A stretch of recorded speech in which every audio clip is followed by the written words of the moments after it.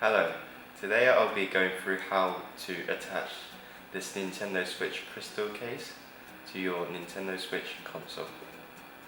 So the first step is to remove the Joy-Cons from your main console. Then we take the main console and the main part of the case and we place the console into the back plate. Now we take the top part of the case and we will align the connectors at the bottom of the console with each other. After lining up these 4 connectors, you can start clicking them in.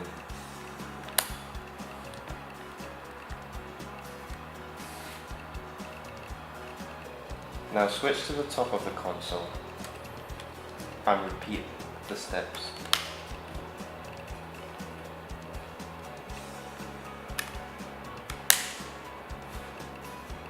Now double check each connector, as it is absolutely vital that each connector is securely in place.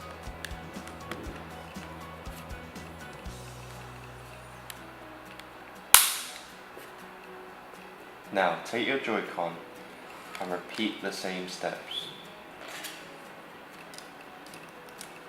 Now start clicking each connector into place.